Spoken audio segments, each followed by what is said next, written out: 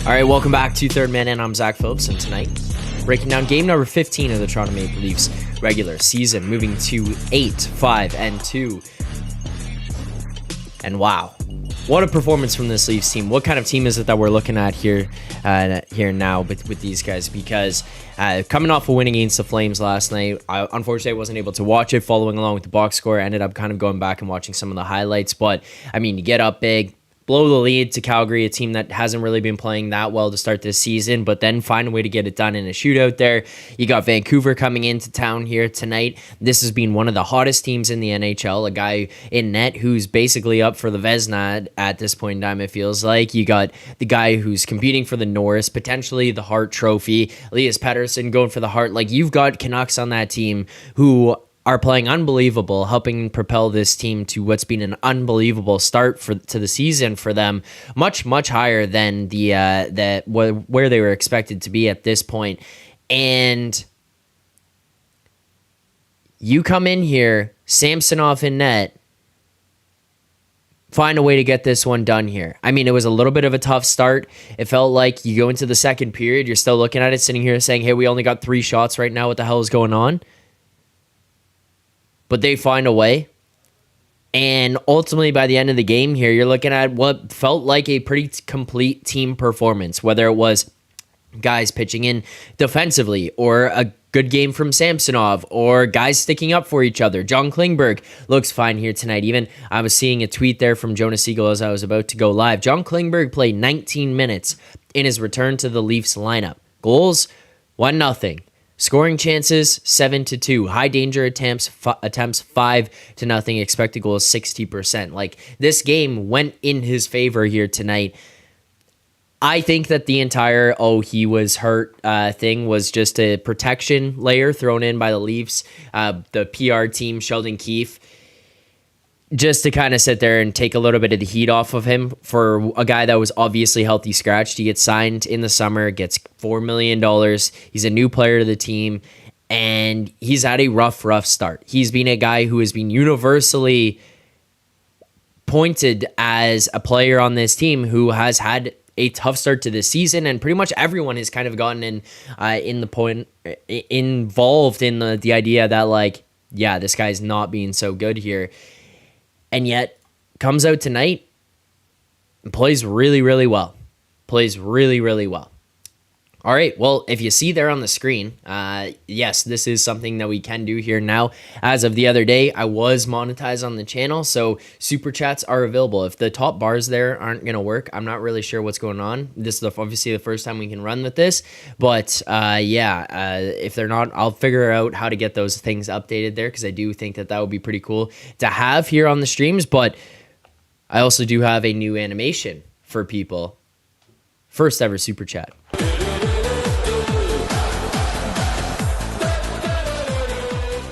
All right.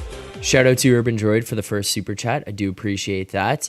That does feel pretty good here on this channel. Urban Droid saying total team effort. Awesome win. Go Leafs go. Yeah, I do think that this was a all-around team effort here, because you look at this team, you look at the way that they played and the start that they had to the game here tonight. This could have gone kind of the opposite way for them. This could have been a game where you sit here and you feel like, wow, we kind of got blown out. And even that would have been a situation where you're sitting here saying, we actually played decently well. But, I mean, again, after the first period, 3 shots on goal. You roll into the second period and you're sitting here saying, Demko on the other end, you're going to have to put up a lot more than 3 shots per period to get anything going on this guy and give yourself a chance. And they came out into the second period buzzing. I mean, you look at that second period, even in the first period there with this team, power play goes to work, can't score in the first unit, but then the second unit does find a way to score. Scores right after the Vancouver penalty expired there. Nyes gets the rebound, buries it. Nick Robertson gets hit, turns into what ends up being a negative for this Leafs team, because you see Robertson get hit, they go to fight, penalty kill, but you do see these fights result in a little bit of a jump into this team. And I think no matter what, you can walk away happy with that. All right. Couple more super chats here. Do appreciate everyone who has sent these. Does pretty cool. First one's on the new channel, on the Third Man In channel as well. If you're not already, make sure to hit that like button here on the stream. Oh, good. Animation frozen. But I do have something. If we get to 50 likes here on the stream here today, found them. We found them. So we got the smelling salts. We're ready to go. Hit the like button if you're watching right now. Subscribe here to the channel. Turn on notifications so you get notified every time we go live. Let's get to some of these super chats here. First one.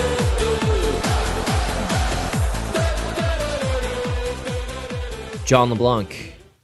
Appreciate the super chat there from John. John saying, what happened to lives on Leafs Digest and Goody? Well, as for Goody, let's start there.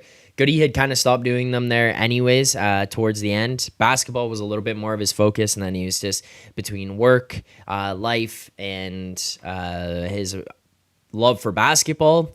That was kind of where it took him. He was always there helping me start the channel, so I do always appreciate that, of course. But yes, Goody kind of moved on from that. And also, by the way, I was not here last night doing a stream because I was at home celebrating Goody's engagement. So the man is moving on, doing big things in the world. So yes, that's what's up with Goody. So I can't imagine that he'll be someone who'll be doing these regularly, but he did say that he'll start to come on the show every now and then, pop in here and give his thoughts. All right, another super chat. Jeff.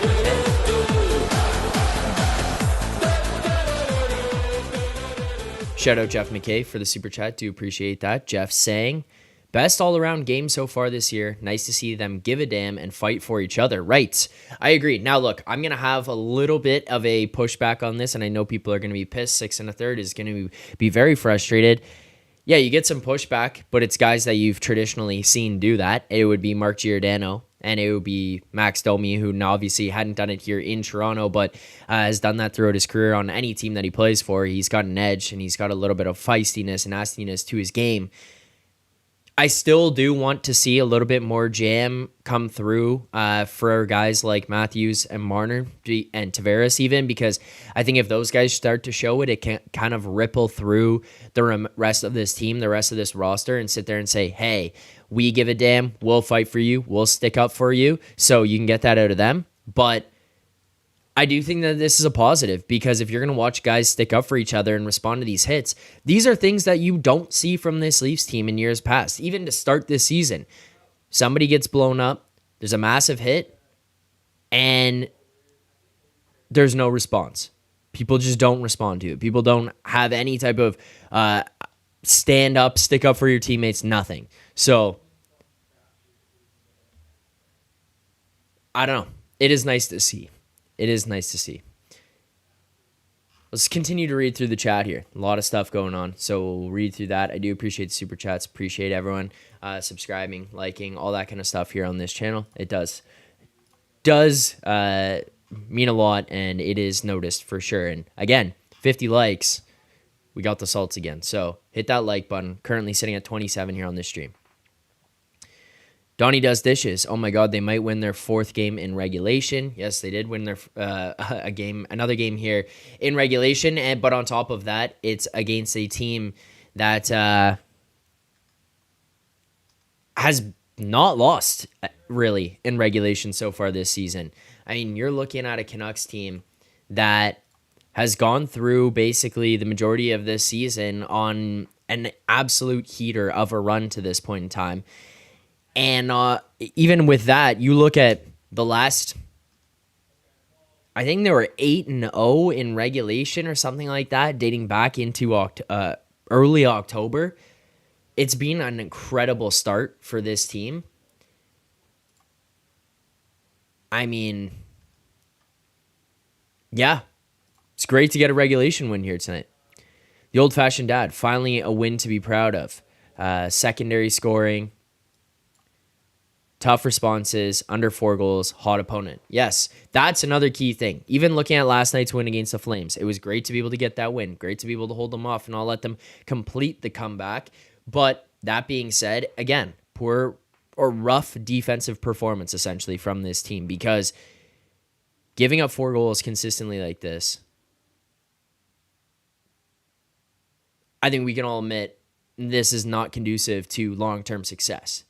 You need to tighten things up on the defensive side. Giving up 4 goals there consistently, even in the win, having to win 5-6 to 4, 6-5, not the greatest situation, not the best, as our friend Louis Domingue would say. All right, keep reading the chat here. You guys are firing away. 6 1/3. Reeves sits, Klingberg tightens, and Robertson delivers. All fixed now. Well, yeah, I mean, I think Reeves was kind of getting unfairly put on the spot because he's one guy on that line. And even in some of those spots, you're looking at him going, oh, yeah, this hasn't been great because he's on the ice for all these goals against. Well, yes, he is. But in a lot of them, there's other guys contributing to these situations happening. So I think he's kind of getting a little bit of an unfair shake on all of it. But I'm happy to see him in a spot here now where this team at least is going to be able to produce. Bobby McMahon comes in, gets 2 assists here tonight. Still looking for his first NHL goal. But yeah, I mean, unfortunate for Reeves. He's got to be the odd man out. But if you're not producing, you're not playing, then that is what it is. All right. We're going to take some calls here on the show here tonight. Someone calling in for the first time here on the stream. Happy to hear from them. Let's hit the caller animation. Maybe. Have to go right to ludicrous speed. Prepare ship for ludicrous speed. All right. Welcoming into the show for the first time on Third Man In. Man you all know in the chat very well. You would have seen him over on the old channel. Moved over here now. Andrew Leonard, welcome to the stream. How's it going, Andrew? Hello. I've been better. I'm actually in the hospital right now, Toronto General. And I got to watch the game using their amazing hospital Wi-Fi. So, it was high quality. But, yeah, I absolutely loved the game. So happy to be here on the stream. First time I got to call in just because things have been crazy on my end. Cancer, and I just got surgery to remove a bunch of tumors, and my wife and I just had our second kid. So times have been busy, but I'm so happy that I can finally get a chance to call in and watch such an epic game where the Leafs just crush the red-hot Vancouver Canucks. That was a tasty, satisfying win. Yeah, it was a good feeling win there. First of all, before we get into anything, wow. There's a lot going on there. I don't know. There's congratulations, good luck involved. There's a lot of stuff going on. I'm glad you're able to call into the show. I hope things are okay. I hope that you're going to be, things will be okay for you. But I'm glad you're able to call in here. I'm glad you were able to sit there and enjoy this Leafs win tonight as well. Yeah, I just had surgery on the 9th. And after that surgery, I am officially cancer-free. So it is a time of celebration. That is for sure. Congratulations. Well, there you go. Thanks. Congratulations. Everyone in the chat, if you haven't already, hit the like button here. I mean, it's that simple. Hit the like button for Andrew. Congratulations, Andrew. That's pretty awesome. Let's see Zach's eyeballs shrivel up into tiny little dots while he tries to have those smelling salts. I can't believe more people haven't hit like yet. It's insulting is what it is. Well, thank you. All right, well, let's talk about what's going on here with this Leafs team. We haven't got to hear from you yet on this channel, so interested to hear your thoughts, where you're at, what's going on. How are you feeling after this win tonight? Well, I just think that it was an essential performance from the Buds to respond physically. That Giordano fight was totally unexpected. Exactly what the team needed to kickstart them and get them going into this game physically, and just the refs doing everything they can to make sure that the Leafs are shorthanded. Now, I will say a lot of those were actually good calls. Like the too many men on the ice was just a blatant too many men on the ice. But they were saying on the broadcast how frustrating it is to already be at a man advantage. You're trying to get your legs out, your fresh legs out on the ice. and that like that can come back to bite you. So I understand why that can kind of happen, but it's Yeah. something that the Leafs have historically had an issue with. And this season, this isn't the first time we've seen that. So not to take a good game and start being like, hey, this is where they can improve, but it's just something I can't help but notice. But yeah, the place I would love to start chatting about is like the penalty kill, although it didn't get Yeah. hopping right away. Like the first two goals from the Canucks, I think, were both power play goals, but like Yes. the penalty kill stuck with it, and they killed that 2-man advantage. And I mentioned earlier in the chat, I just wanted to give a little shout out to Camp doing that like short-handed backhand shot at Demko all alone, surrounded by three guys. I just thought that was Yeah. a beautiful effort from him, which is like not something we've seen him do too well as of late. Yeah. Well, I Mm-hmm. mean, yeah, there's a lot to talk with that. I first of all, the penalties. I saw people complaining and pushing back on the instigator penalties, Mm-hmm. and people are going at BX online for his commentary during the intermissions. I think he was right. That is what the instigator penalty is, and that's what the instigator Mm-hmm. penalty is for. There's ways that you kind of have to time some of those to make it not as much of an instigator. I think BX is right with that. So that's first and foremost. But that being said, also, Andrew, here, this is going to be a little bit of a conspiracy theorist opinion on myself, but I feel like over the last 7 years or so, refs have gotten to a point where you get so used to this Leafs team doing nothing that it's Mm-hmm. like if they ever do anything, they're kind of sitting there going, okay, I think that's probably a penalty because what the hell is that? What is that? I mean, like obviously getting a little bit of a conspiracy theorist in me to think that or throw that out there, but I think you just keep doing this. I don't care. I hope the Mm-hmm. messaging in the locker room after that isn't, hey, we can't do this because of the penalties. Like, Mm-hmm. I will say this. The penalties will happen for you responding, but you're just not going to be viewed anymore as an easy game in regards to the physicality that you play with. Like, obviously, this team is full of talent, and every Mm-hmm. single team in the league knows that. So they know that you're going to have to go in a full toe to toe battle with this team from a talent perspective, but nobody comes in here worried about being pushed around physically or anything or having to respond. Those hits could have happened in years past or even earlier this season, and nobody's going to even bat an eye at it. Now you have two guys jumping in and fighting. I don't care that it's a little bit like over exaggerated in those situations. Do it. Go after Mm-hmm. guys. It sends a message. And I think that's a good thing to say, even say to your teammates, hey, I'll stick up for you. Now, the penalty kill, where I'll go with the penalty kill. Still not great. No. Struggling a little bit. It seems like they struggle to move side to side, and it seemed like Vancouver came in here and was like, we're going to make them move side to side. And they were pretty successful with it, so it was kind of tough to see from that standpoint because I do think that they just weren't very good here again. But yes, you're right. They did stick with it, and it kind of turned around. You do get a goal from David Kampf later in the game, as you mentioned there. I like seeing that from Kampf. Like, yeah, there's positives here, but I don't think it's ridiculous to kind of sit here and say, hey, some of these things they do need to be better, especially because Oh we're yeah. not looking at, hey, we want regular season success. We're sitting here with Mm-hmm. cup aspirations. That's absolutely right and well put. I just because they've had like such a crap record so far, it was nice to see them in yesterday's game and in tonight's game, like put the effort in and try and make some success for themselves. And like, and that's another aspect of it, right? Is like Mm-hmm. this is the second game of a back to back against a red hot team. So credit where it's due. Good on them for stepping up and beating them down. Oh, you're very close to smelling salts, my friend.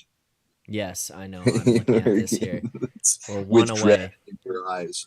But yeah, like the absolutely when I think about going to the cup, the last thing I would want is the Leafs clawing back from a 4-1 deficit or giving up a 4-1 lead, because and that's the kind of thing we've been seeing them do lately, which is all fine and dandy in November, but like once we get down to the playoffs, that had better be ironed out. And, Yeah. you know, like where does that come from? Where do you start to fix those oh so leafy problems that we sometimes run into that seem to rear their ugly head come playoff time and again? Is it fire the coach?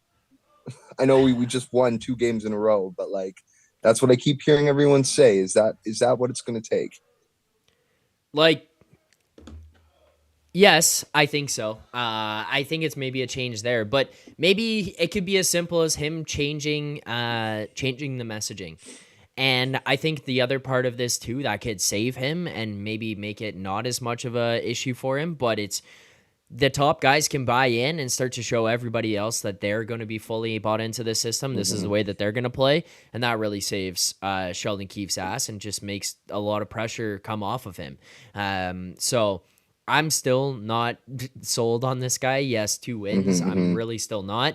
And even you want another point of like, what the hell is going on?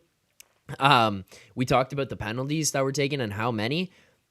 Too many men. Like, the too many men penalties every single time it happens. Yes, the players do have some responsibility on them, but like, oh my God, that's a bench management situation. Yeah, 100%.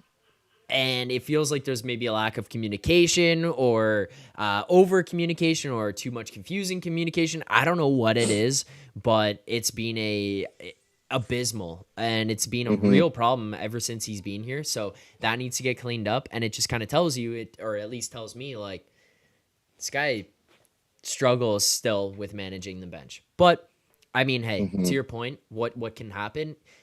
First and foremost, maybe it's the messaging. I don't know. I'm not in that room, but it kind of feels like that's where it's at. And then the second piece would be the top guys got to buy in. I'll let you continue on with your thoughts. There are 50 likes here in the chat. I do appreciate everyone who's liked it. And you know how it works on the streams. 50 likes, 100, 150. Every set of 50, we bring back out the smelling salt. So thank you to everyone who hit that like button. Let's get to 100. And yeah, let's get to 100 here. Might as well, right? Good. While you're doing that, I just want to acknowledge 6 and Third saying that we're ironing this stuff out. And I can't say he's wrong. Like these are the games where you're seeing that. Oh, here we go. Oh. All right, there you go. I feel that sympathetically. But yeah, 6 and Third saying like that this is what we're doing right now, and he's right. So I think Keefe is under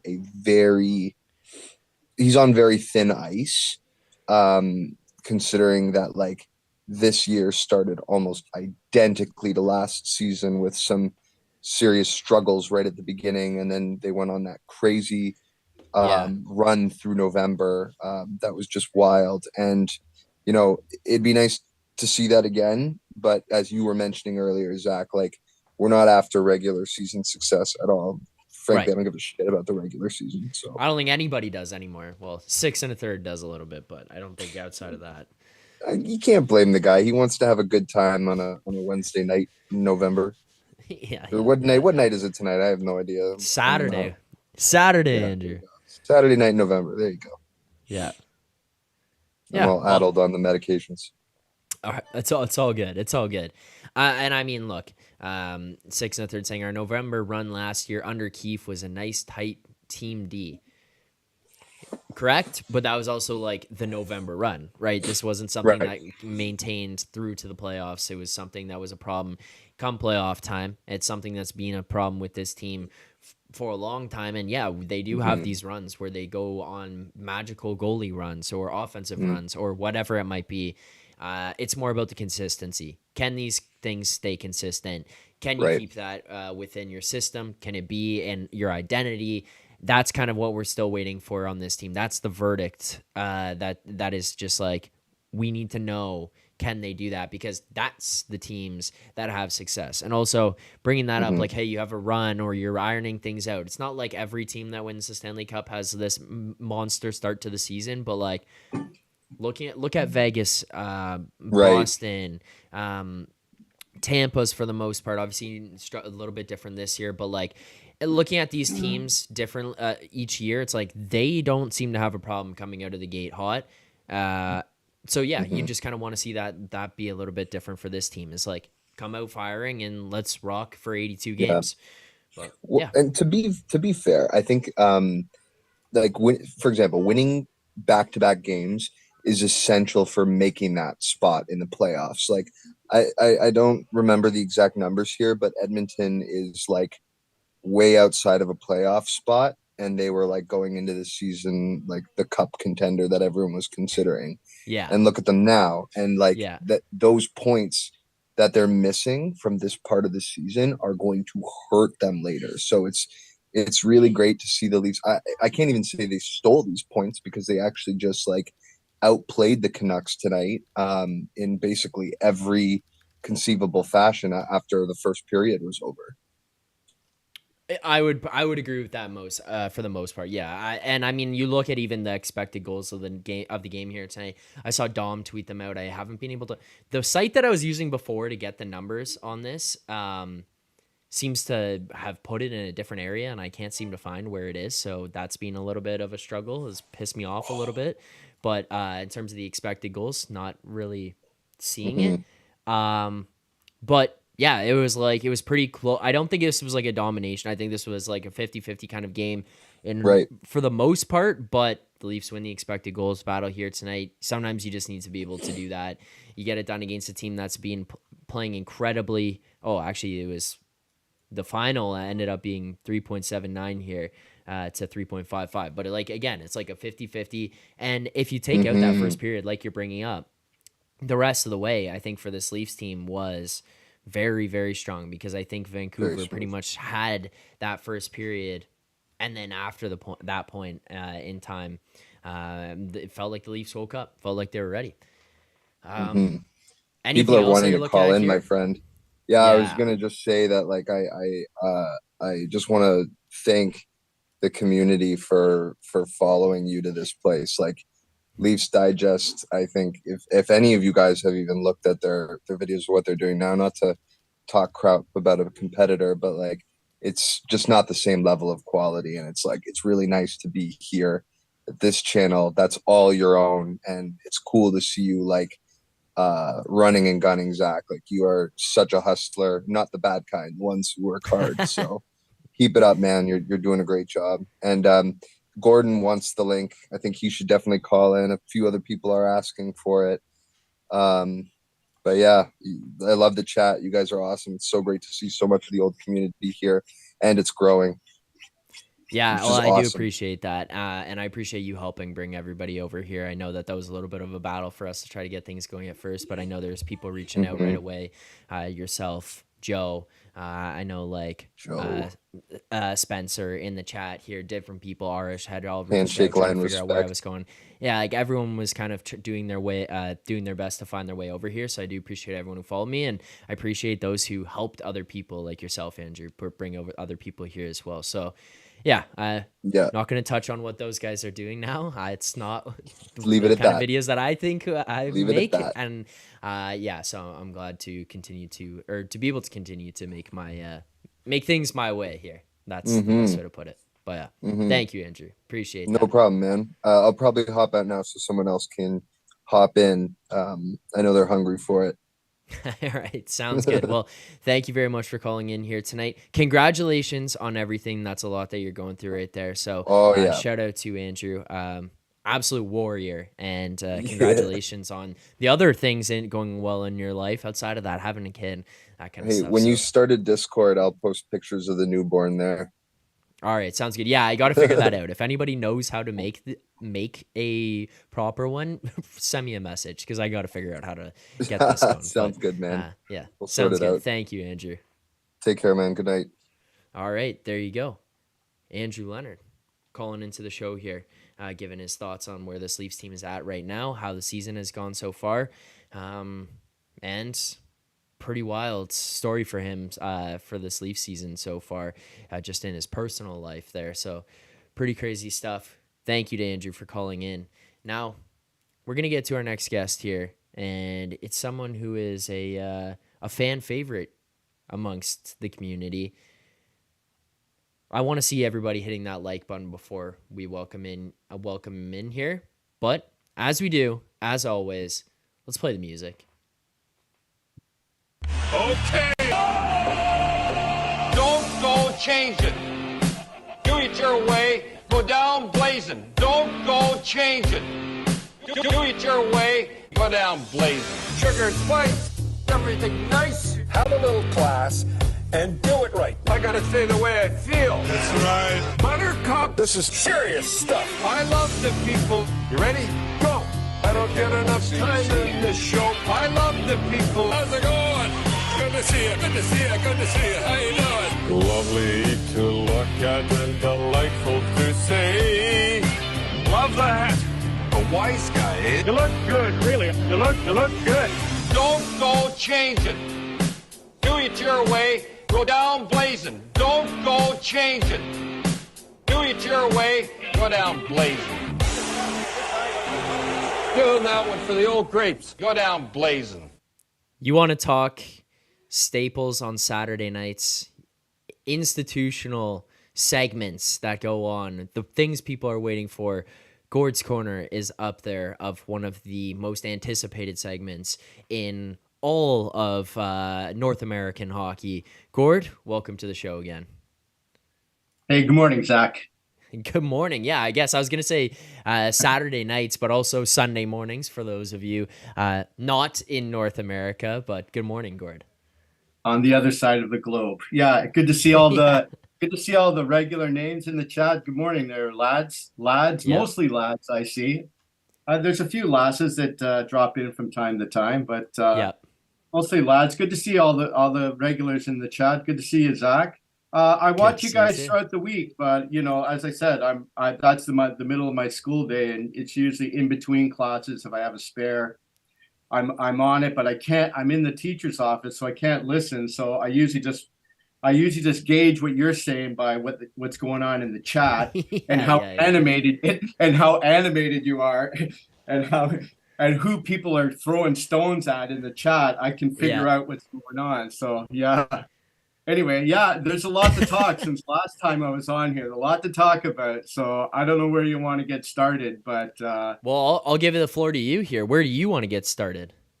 Okay, so let's get started. Let's get started with Ryan Reeves. Like the last time I was on here, we talked about that, and one of the things I said is like I was all for the Reeves signing, and one of the reasons why it's going to stop the running around. You're not going to get an incident like you did with Sam Bennett mugging our rookie and slamming his brains to the ice. There's going to be a stop to that. And then the Marchand incident just made me eat my words. It just made me sick to my stomach. That just made me sick to my stomach. I just like, what is the whole intention of having that guy is to stop that crap. How the response to that was absolutely revolting. It was absolutely revolting. I couldn't stomach it. There you got to swallow 2 points and take the L to set the tone for the rest of the season. Sometimes you got to lose the battle to win the war. And there you got to get everybody in. And I don't care what's Reeves going to do, fight Marchand. No, whoever's on the ice is going to fight Marchand. They're going to tackle him. They're going to mug him. They're going to beat the crap out of him. That I'm amazed that Liljegren doesn't have a brain injury. Like, forget the knee. Did you see how hard his head slammed into the ice? Can opener, full out for a race puck in the... And don't tell me that's not a can opener. Both hands between the legs. He jacks both hands up while sliding his knee under the Liljegren's leg, going full speed. How the bench didn't clear on that play is beyond me. It's beyond me, let alone the guys on the ice. And then the very next shift, Keefe misses the fucking mark. Excuse my language. He misses the mark by not having, I don't care. You don't have to fight. You're going to fight the very next guy who's next to you, and you're going to fill him in. It doesn't matter. He's not going to fight Marchand. Oh, we don't want to get a penalty. What kind of horseshit is that in November? You don't want to get a penalty in November against the Boston Bruins. Who cares about the 2 points at that point? I'm still livid about that, as you can tell. So what's the point of Reeves is my whole point. That's the only point that Reeves is there. And then you don't even execute that. You don't even use him for that. So yeah, he's a step behind. I'm going to rant on about that fourth line too. The fourth line. Well, let me ask you this though. Let me ask you this before we move off of that topic, because I know we're going to talk about tonight's game and what happened here, and then kind of recapping still some of the stuff that's going on. But like, do you think that that's a Reeves decision to not jump in and do something? Do you think that's a lack of identity? Do you think that's Sheldon Keefe passing it down to say, I think it's like, Keefe. I think it's Keefe. Like, I wouldn't have said that before, but him not putting Reeves out directly after seeing that right in front of him, his guy get can over there, pull out. Yeah. I mean, how can you not respond to that? That's got to be Keefe. That's got to be Keefe. Worried too much about the 2 points and getting a whatever. What are you worried about 2 points at that point, especially that stage? Forget it. Your guy, you take the L on that. You answer that dirty play, and that's got to be Keefe. That's got to be Keefe. And now it makes me wonder about all along. It's got to be Keefe. I didn't want to believe it, but now that really. And I'm not a Keefe basher like a lot of people are. Like, I don't mind, but there's certain things in his game I don't like. And we'll get around to that. But first of all, to answer your question, yeah, I think it's Keefe putting the handcuffs on these guys because he's too focused on whether you're going to be a man at disadvantage or whatever. Like, who cares? Who cares at that point? Even in the playoffs, someone should have dusted Bennett. Who cares about it? They lost that game anyway. They lost the game and they lost their balls and they lost their heart and they lost the series. They lost their series on that play. Gutless. Absolutely gutless. Well, it's also like that Boston game, by the way, when that took place, 2-0 first period. Yeah. Like, you could have responded. Could have responded, like in November, especially. You got to send a message to the rest of the league early, so you don't have to do that. You don't have once he I don't care who he's not going to chase Marchand around the ice. I heard all kinds of commenters, guys on overdrive, everyone was talking about Rosie on the Leafs Nation podcast. Like, all these guys who know what it means, right? You got to answer that. There's no two ways about it. And that was absolutely gutless. And I think that's what happened. So what's the point of Reeves? What is the point of Reeves is my point here, right? If you're not going to use him for what he's there for. And especially he's a step behind. We all know he's a step behind the play, but let me get to the issue on that fourth line. And what the biggest issue has been is center. Holmberg, I've seen enough of him to know that guy's an AHL player. I went back and I looked at Minton. That fourth line is even. Yeah. They're not a minus with Minton in the lineup. So Minton is just doing his job, being in the right position, getting in quicker enough on the forecheck. He wasn't scoring. He wasn't doing anything like that. But that fourth line wasn't hurting the Leafs because the center was doing his job. So Reeves was fine there in the first couple of games with Minton, but then the whole thing was, he's only 19 and we can't hurt his development. So let's put him back in Kamloops where he can play a lot more ice and blah, blah, blah. Just so what? Have him up on the fourth line here, getting just short minutes, but in a defensive role, and just hone that defensive role. Play with the big team. Let him go to Team Canada when the World Championships happen, and then bring him back then. But that's what I wanted. But I noticed that Holmberg reading the plays late on the plays, not heavy enough on the puck, not sustaining a forecheck, and then you get him with the slug-footed Reeves, and the two of them combined together. Gregor's been fine on that line. I think everybody can agree. He transports the puck. Even if he doesn't have the touch, once he does, he transports the puck from the defensive zone to the offensive zone with regularity. He gets in quick on the forecheck. He's physical. He can drop the gloves, even though he's not that big. He's gritty. He's now, and I've been clamoring all along, where's McMahon? Where's McMahon? I thought he was injured or something with the Marley, so that's what took him so long to bring him up. But I didn't like losing Lafferty because I thought Lafferty was, even though he doesn't have hands, he's like Gregor on the other side. He's got speed. He can get in on the forecheck. They can sustain a forecheck. The only thing you want from the fourth line, transport the puck from the defensive zone out and sustain a forecheck. I don't care if you score. I don't care. Get it out, sustain a forecheck, change it up. And hopefully when you're sustaining a forecheck, you can get in there heavy and quick. That's why a guy like McMahon is good. He can get there where Reeves can't, and he can get in on the forecheck. He can muck it up. I thought that fourth line played really well tonight, and Keefe was confident enough to put them in late in the game because all three of those guys, even Kampf looked better with those two wingers who could actually move. You know what I'm saying? To get get some support where he wasn't overextending himself, trying to do everything for the guy on the other side who couldn't keep up, right? So that fourth line has been corrected with Kampf in the middle and bringing McMahon up. I like it. Well, it also made the third line better because now on the third line, you don't have David Kampf in there. And let's be real with it, where he was at. I don't think that he's a third line player. And people were sitting there saying, oh, well, Reeves is killing Kampf. Reeves is ruining Kampf. Well, Kampf hadn't been playing that great kind of towards the end of the season last year. He didn't start that well this year. And then you combine it with Reeves and it's going to make it a million times worse. You put him up into the third line. That's not where he belongs. So now he goes to the fourth line. That is where he belongs. Probably a pretty expensive fourth line player, but that's where he should be. Those are the matchups he should have. Those are the minutes he should be playing. Everything about him being in the fourth line makes a whole lot more sense.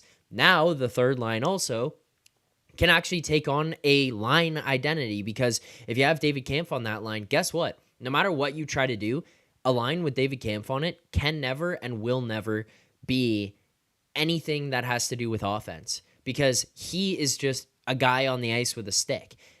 Scores a goal here tonight, but it's not really like it was a sweet goal-scoring goal, right?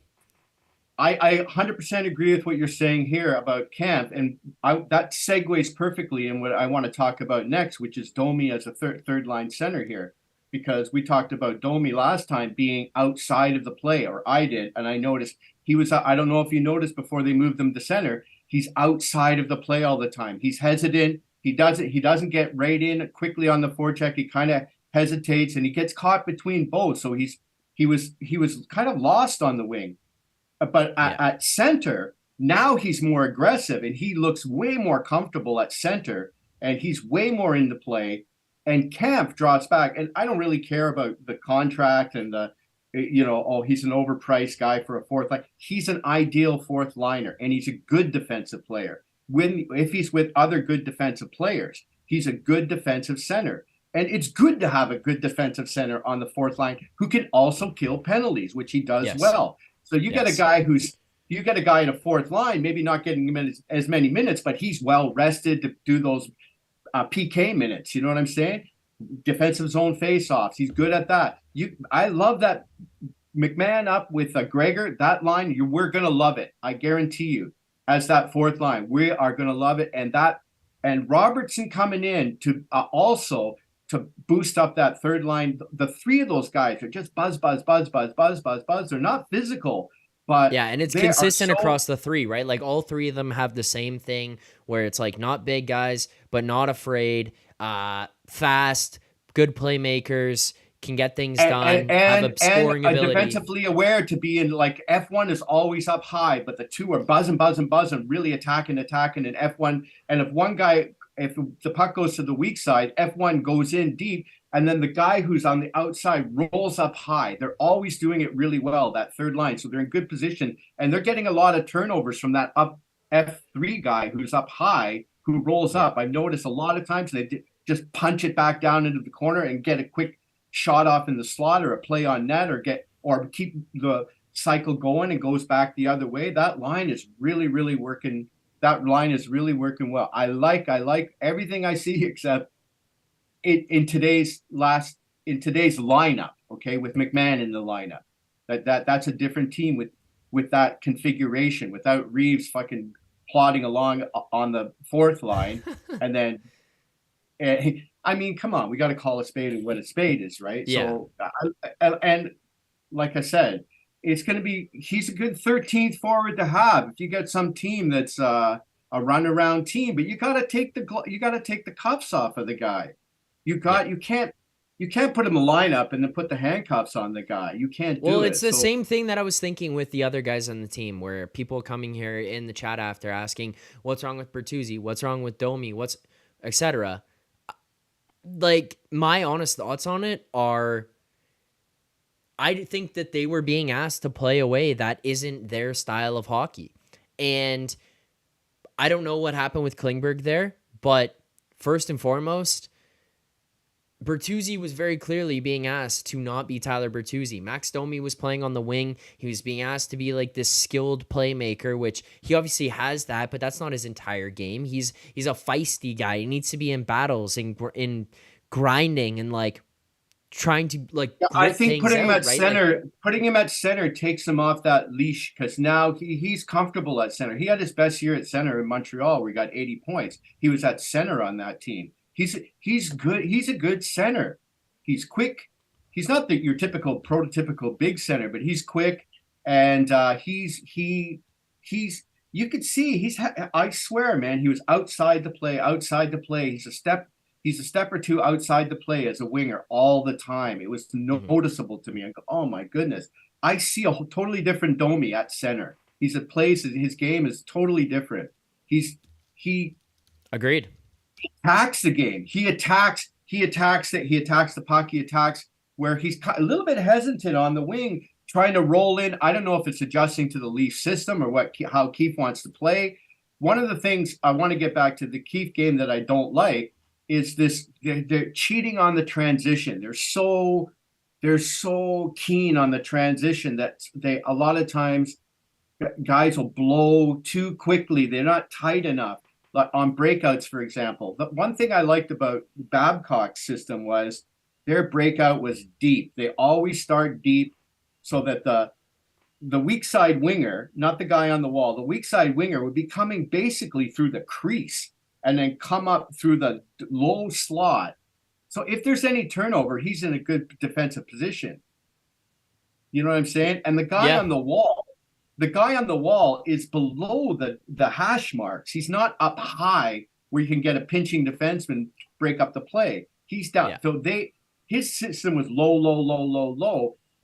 Occasionally, like, he'd do that stupid stretch pass thing where the weak side guy, he'd cheat for the stretch pass, and a lot of times that hurt him. I didn't like that stupid twist in his breakout, but his other one, he's a defense first coach. He's a defense first coach that goes, he's a dick. Everybody knows he's a dick, but I prefer his coaching system to Keefe's, which is way too loose. It's more fluid, it's more flow, it's more get that quickly, not just break up the play, but break up the play in the same motion, transition the game and get it going the other way. So, well, the other thing too here is that, like, gets Gord, loose. That gets loose sometimes. Yeah, and I think the messaging sloppy. with Babcock is like, he goes into it knowing sometimes you have to win a game 2-1, 3-1, that kind of thing. Well, guess what?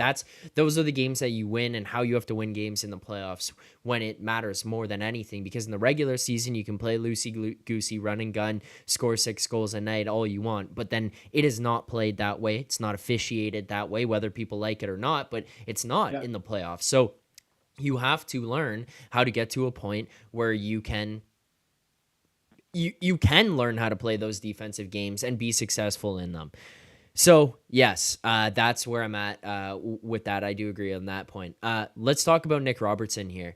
Gets called up, makes the jump here into the NHL, and he's looked great so far. Are you happy about this? You think maybe this is an audition for him to be traded? Would you trade him at all? Like, what are your thoughts on him and his fit right now in this Leafs lineup? I've always liked Robertson because I like he's always, I like his engine. He's go, which is why he gets hurt. You know, I could see him getting hurt again because he goes 100 miles an hour, like in the corners, and hopefully he's going to learn a little bit about, maybe you want to be, you don't want to leash a guy, hold him back, but there's certain areas of the rink where I hope he exercises more caution. That's all. But he's a trier, and he's got a great shot. He's got some great skill. He's got great hockey sense. I like him, and I think he's never been given some runway. I want to see this guy with some runway and not fourth line crap where he's playing with guys who can't get him in the puck. I love that configuration with even Yarncroc looks better on that line. Even Yarncroc, he looks better on that line than he does with Matthews because he's deferring all the time to Matthews and Marner. So I think he feels a little restricted where here he feels like, hey, I'm going to shoot. I'm a winger. I'm going to be a shooter. So I think he's better on that line. And the three of them together just seem to have a nice little link.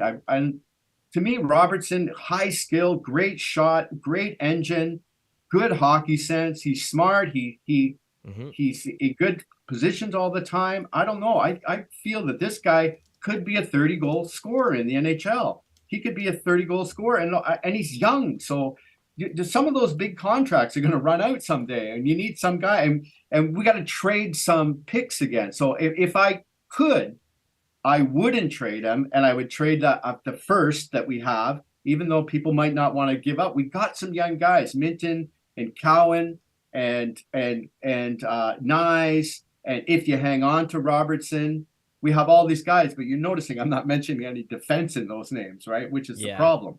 Yeah. So if it came down to trading him for defense, yes, I would.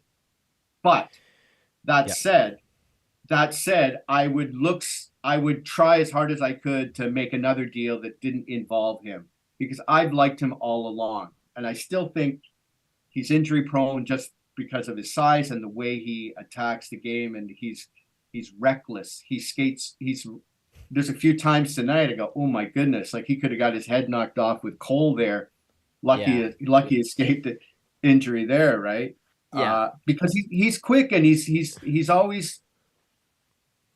Yeah, so I would, if you were to like ask me, do you want, the Zadorov thing? Yeah, I would do it. But I think to your point though, Gord, I would say is like, if that's going to be the piece and you have to do it to get a Zadorov, and you really think that this is not you specifically, but like the Leafs management, you really think that this is the piece that pushes you over the edge and can change things, then yeah, that's probably something you have to do. I don't think they should be in love with this player, but that also goes for every other prospect or pick that this team has. And I think people in the chats should be well aware of that too, is I think people get very quick to fall in love with players or situations or names or whatever. And they saw Easton Cowan come into here in the preseason and play really well and stick with the team. And you see the points that he's putting up in the OHL, and it's incredible. It's great. But again, if you can use those players to leverage the ability to go out and get a top defenseman, somebody who could play a lot of minutes, is big, mean, physical, good defensively, good in their D zone, beefs it up, and actually makes your D core better, or somebody who fits into your bottom six that makes the bottom six better, whatever it is. If you have to move on from some of these pieces, sometimes you just have to do it, because sometimes, you know what, they're just good hockey traits, and it's not about being upset that you're losing a guy who you've liked through the preseason so far, whatever. These trades happen, and you know what? That guy might go on and be pretty good with another team. He might. Look at Trevor Moore. Trevor Moore was traded by the Leafs to the LA Kings. He's doing pretty well with LA. He's not by any means some guy who's going to bite you in the ass because he's going to score 40, 50 goals a year, but he's a good player, and he's a good bottom six player, and he would be good here in Toronto. The reality is the Leafs had a need in goaltending, and they needed to solve that need. So you make the trade, and you go out and you acquire Jack Campbell. And regardless of the fact that they didn't get a Stanley Cup out of it, it made them a lot closer, or got them a lot closer to getting that Stanley Cup, is more my point. It gave them more of a shot than they would have had they not gone out and acquired him. So sometimes you just kind of have to take the emotion out of it and say, hey, we can't fall in love with these players, because sometimes they just need to be used to make a good trade and make your team better. So I think you're right there with some of these prospects that you mentioned as well. Yeah, I agree. But here's the caveat on that. You have to understand what you have in your prospects. Like, for example, I would move Cowan, but I wouldn't move Minton. Minton is the real deal. Minton is going to be a solid defensive NHL player for 15, 20 years. He is a solid, that guy is a sure bet as an NHL player. now, and a good one. Maybe not a Right. great one. Not a great one, but a good one. A good defensive, smart guy who can score 25 to 30 goals a year. And like I said, you are looking down the now. You can move draft picks. You can move other prospects. I would move Cowan. Like he's a winger. He's a guy. You know, definitely. Yes, I know, Joe. Joe's like, move Cowan. What? You gotta move somebody, Joe. They're not gonna take Benoit, or they're not gonna take Lagerson or whatever. They're not taking Yarncroc even. They're not doing it. Yeah. So either you trade somebody, or you have what you have. That's it. Well, and You're it's not like, wait, if you getting go and you make that trade, can you get back a top defenseman and a guy who really helps you in your bottom six? It's possible. You can get a guy. You can get a guy from a team that a team is selling, especially guys who are going to be UFAs. Like Calgary's got 3 UFA defensemen, right? And they're gonna, if they keep losing, they're at some point they're gonna throw in the towel and say, "Hey, look, it's time to rebuild, and we need draft picks and good young prospects." So if you give them a first in Cowan, you could probably get, you might even be able to get 2, Tanev and somebody else. You know what I'm saying? Yeah. You can get. Move Cowan, not he's the future, but I agree. But so is Robertson is a more sure bet than Cowan. We don't know if Cowan can make it into the NHL or not. Minton, I wouldn't move. I'm telling you, Minton's a sure bet. He's a sure bet. Should be playing right now. You're in win now, right? Yeah, like you're in win now, right? And I see like a trade Marner for a defenseman. Yeah. Trade Marner for what defenseman? Trade Marner for a top-notch defenseman, sure. Yeah. Who's going to make that deal? Yeah, right. Like Cale Makar, I'll trade Marner for Cale Makar, sure. Well, yeah, that's what I'm saying. Like, yeah, Darnell Nurse, no, thank you. Marner for who? Marner for who? You make the call, Joe. Our man in the chat. Marner for who? Yeah. Okay. I know everybody hates Marner because nobody likes his dad. Okay. So Marner's a hell of a hockey player. Don't be quick to trade Marner. Okay. For you guys, what's Marner done in the playoffs? He's a point per game in the playoffs, and he's a +9. Somebody else has got to pick up the slack at times. Okay. Yeah. Somebody. Okay. So the Marner bashing is a joke in this city. It really is. It really is. Yeah, I'm not going to get into the best defensive players in hockey. He's a great playmaker. The guy bleeds blue and white. Just leave it alone. Jeez. Yeah. Okay, so I'll leave it be. Anything else here tonight, Gord, for this game that we watched tonight against the Canucks? So let's get to the D. Let's get to the main part with the D. Yeah. The biggest I'll tell you what the biggest problem with the D is. It's the friggin' gap. Oh my goodness. Neutral zone all the way through the neutral zone and all the way to the top of the face-off dots. We are just letting rush after rush after rush. I've never seen such timid gaps. in my life. Oh my God, what a welcome mat. You guys are on about Hall? Hall thwarted Rush's neutral zone left, right, and center. And while he wasn't physical, he as soon as the guy entered the blue line, he rode them off into the board, gently as nice, but sealed them off, and a teammate came along and picked up the puck. Play is dead. Time after time after time. Now, Klingberg, oh my God. Like the best gap on the team, even like a best gap on the team is Gio. And Brody's another guy, ball hockey guy. He's like gap. You watch him into the face-off circles. Here you go. Rush after rush. I know. Imagine the Leafs. They just back up and back up and back up and back up. Yeah. Imagine if the Leafs opponent backed into the top of the face-off circle every second rush. Yeah. It's an unfair playing field for the Leafs. It's look, here's the other thing too, and this is not an original thought. It's something I've seen, but this is coming from Overdrive. It's been brought up on there numerous times, and it's 100% bang on.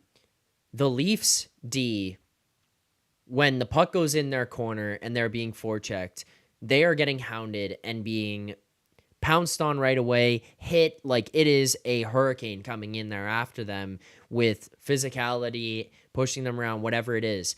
Then you go down the other end, the Leafs forwards, the puck goes in there, and it's like like you go in quickly, but you got a hand on the back, and you're doing a little poke at the puck, and nobody's getting hit. So you got polar opposites on either end for that. And then the other point here, Gord, is where you're saying players enter the Leafs zone and the Leafs D kind of just are back up, back up, back up, back up. How far do you want to come into the zone? How far do you want to come in? And then you go the other way and it's like the Leafs step into the zone and everybody tries to kill them. Like, they're backing up, Zach. You watch. They're backing up from just outside the offensive blue line. They start backing up. And by the time they get to center ice, there's no reach. They're still outside of the reach of the opponent. You know what I mean by reach, right? Defensive term. Like that's as far as your stick can go while you're skating backwards. The opponent is outside of the reach. They back in over the blue line. The opponent is outside of the reach. Right to the top of the face-up. From the red line in, time rush after rush after rush after rush. It's noticeable. And teams are getting all kinds of chances with it on the rush. They're not so bad on the cycle. Yeah, they get hemmed in a lot of the times just because the other team enters the zone so much, right? They'll get the puck they'll get the puck off into the corner. Yeah, and you're right.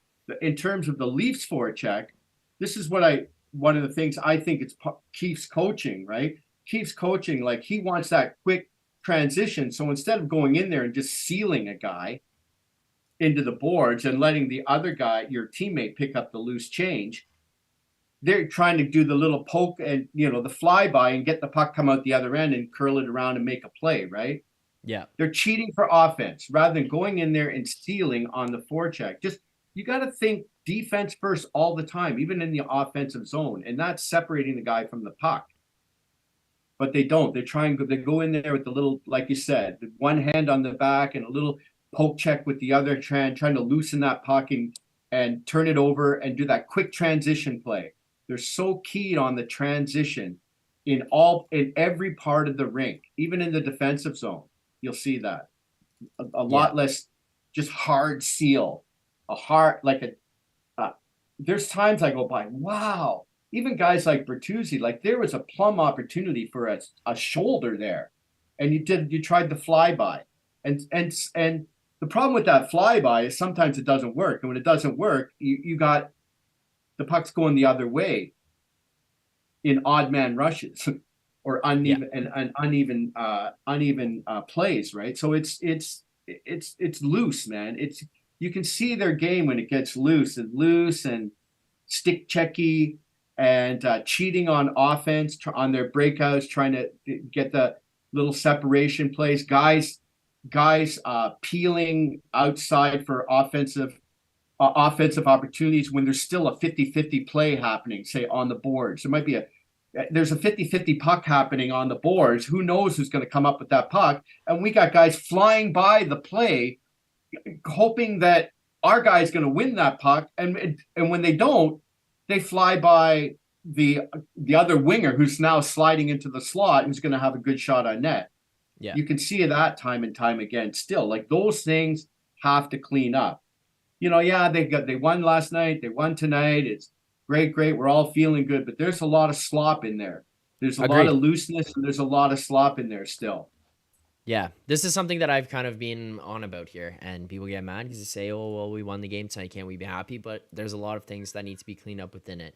Gord, last thing I'm going to ask you before we go, before I get you out of here, also, just to everyone watching right now, if you haven't hit the subscribe button and you're watching this channel, please make sure to hit the like button on the stream. Let's get to 100 likes. We're at 80 right now, 20 more likes here on the stream, and we'll do the smug salts here again, obviously, and then hit that subscribe button. We're 5 away from 600 now. Last time I asked you guys for subscribers to get to the 500 mark, you flew right past it, so thank you to everyone who did that. But hit that like button while you're watching, subscribe here to the channel, turn on notifications. Now, Gord, a tweet just came out here from Mark Masters interviewing players post-game. He said, Giordano has no regrets, even though Canucks scored on the instigator penalties. In quote, it's more important we're showing other teams that you're not going to get away with things like that. We got to continue to step up and do those things. It goes a long way over the course of the season. Now, Gord, obviously we see here tonight, Gio steps in, goes and fights. That's a big boy. Joshua on the other side there. And then you see Max Domi goes in and fights and sticks up. I mean, this is a multi-part question here that I'm going to ask you, so break it down however you like, but I'm going to start with, A, do you think that this is something that's going to sustain? B, do you think that having these little outbursts, and I don't mean outbursts negatively, I more mean like, hey, you had 2 fights here tonight. We all know, every single person in the entire world knows that the Leafs were called out on this by the hockey collective, as well the media and their teammates. Is this something that is going to actually matter to other teams? Like, do you see this having an impact? And I guess finally, is this going to change anything in the Leafs locker room?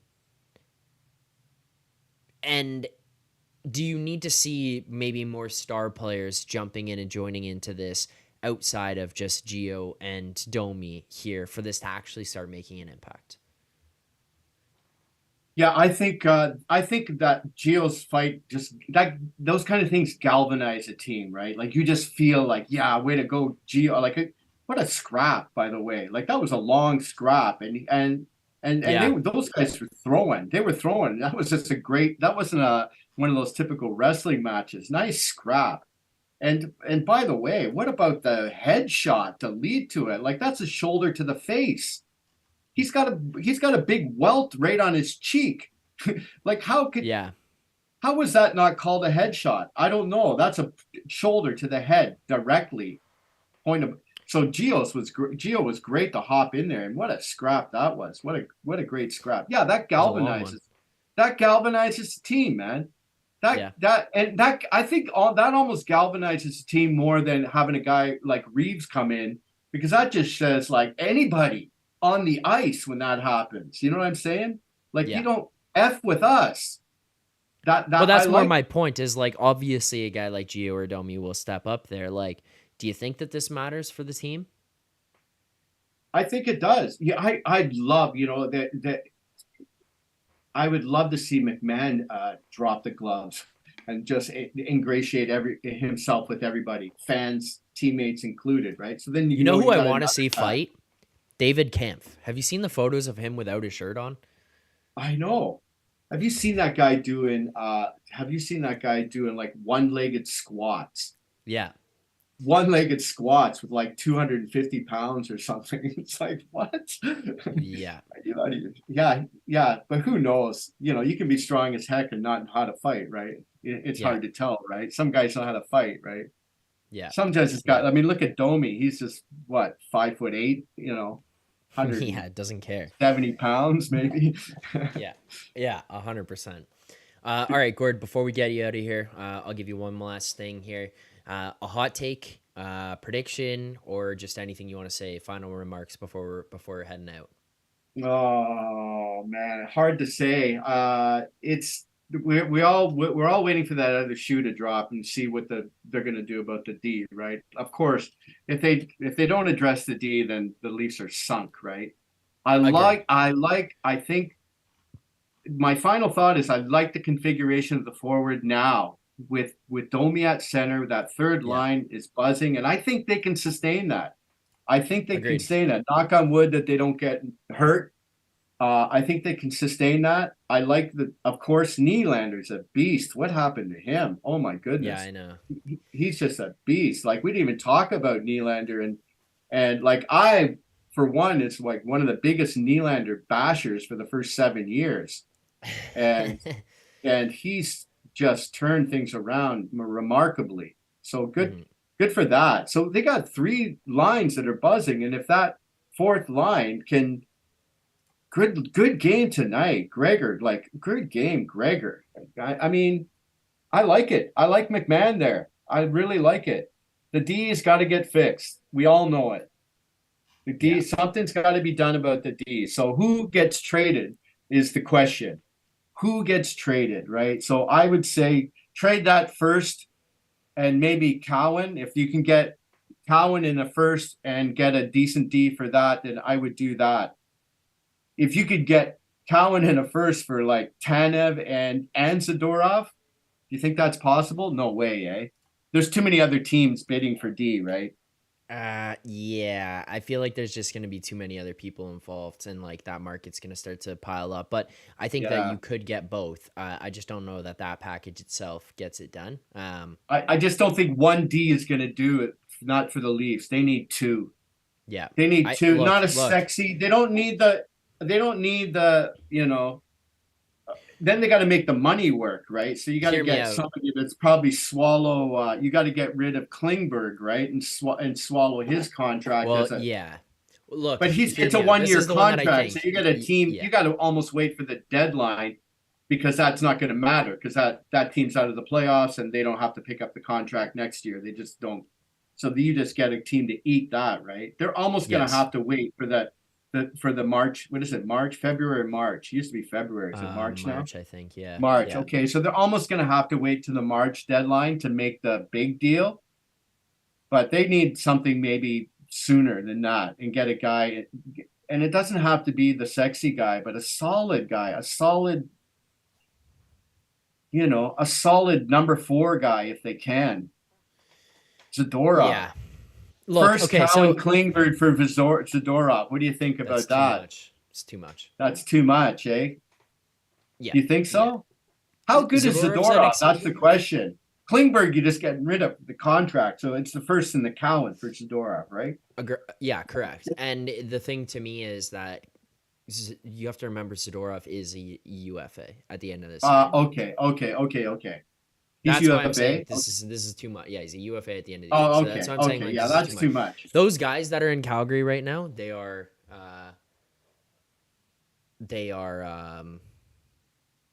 all expiring in Calgary. So, okay. Yeah. Okay. So yeah, and also just to Joe saying, Joe's coming back saying you don't trade Cowan. The Klingberg's meaningless because you're just getting rid of the contract. Yeah. Although Klingberg, as bad as he is, he's good for the power play. I think he's going to turn around here. Look, I might have too much optimism, but you aren't in a position where you need to make a change with him right now. I think he's going to be fine. I think he's going to turn it around. And even with Klingberg, here or not, this D still needs to get better. So I would look to make a move. You almost think of going with an 11-7 configuration just to use him just for the power play. Because he's better on the back power play than Riley is. He's much more fluid with moving that puck, and that's a big thing. Like a half a second it makes a difference. You know what I'm saying? That his fluid on the power. Everywhere else, he's a mess. Yeah, he's an absolute mess. And the worst thing is of all the things is his just giving up the neutral zone and the blue line in to the dots every time. Here you go. Just put out the welcome mat. Here you come on in. Take a shot. Give it your best shot. You got to get rid of that nonsense. But yeah, Klingberg was okay today. Klingberg was he didn't have to be anything more than okay, really. Yeah. So there has to be a trade. That's all. We know it has to be a trade. And it's probably going to be one of the young prospects that we don't want to give up. Yeah, I mean, I don't think it's going to be like that bit expensive for that deal. I think it might be somebody in the minors. And look, here's a name for you. Timothy Liljegren. Could see him having to go out the door for a guy like maybe that to come back in here, because he's not like he's on some massive long-term deal. He's a younger guy. He could get signed by whatever team he gets traded to. And the other thing is he's playing as your 6th defenseman right now. So if you think that you can upgrade him and make it better, like he hasn't really taken that step. He did start it to last year, and then I think Keefe killed him, to be honest with you. It was one goal that was maybe bad, was all of a sudden sit on the bench, go to the press box, sit on the bench, play 5 minutes, play 15 minutes, make one mistake, sit on the bench, sit in the press box. Like, it was just some moronic stuff going on there with the handling of Liljegren. I think it killed him a little bit. I think he could be a guy to move on. But Gord, I'll get you out of here. I do appreciate you taking the time to call in. You got hockey going on right now? What's up with that? I've got actually, we have a global learning program at our school. We have a lot of international stuff. So we have Right. students from Kenya, Tanzania, and Brazil visiting, doing homestays for 2 weeks. So after Nice. this, I got to grab a quick shower and I got to head into school to do a little bit of liaisoning. Got it. All right. Well, enjoy that. Yeah. Enjoy that. Enjoy your day here. Happy Sunday to you. Good morning, and thank you for calling in All right, man. as Thanks for always. having me. Appreciate it. So All right. see you, Chad. See you next Saturday night, and go Leafs, Yeah, go. Is it next Saturday night? I don't know I what think that so. Sweden time's going to be on my time. I think I'm Oh probably better off God. time wise than you guys there. I have to check that out. But anyway, Yeah. Well, hold on. Let me check this before you go. They don't play Saturday. They play Friday at 2 p.m. yeah, but that Friday is my Saturday, probably. Oh yeah, right. So that's 2 p.m. our time. Okay, so this is gonna be a gong show. Gord, we'll figure So it that's out. going to be Look 2 forward to a.m. talking to my you. time. That's 2 Yeah, a.m. my time. yeah. So No good. yeah, No and good. that's All right, Saturday well, night. I'll probably be watching that actually. Break out the fair enough. CC, All Canadian right. club. Yeah, yeah. All right, Gord. Thank you for Okay, calling in. I guys. See appreciate you. it. Nice All talking. right. Nice having you, guy. Ciao. All right. See ya. There you go. The man himself, Gordon Graham, all the way from overseas. Appreciate Gord for calling in here. As always, Gord's Corner, everyone's favorite segment. But thank you so much to everyone who watched here tonight. We do have two things to do before we get out of here. So first and foremost, let's hit our play of the game. Oh.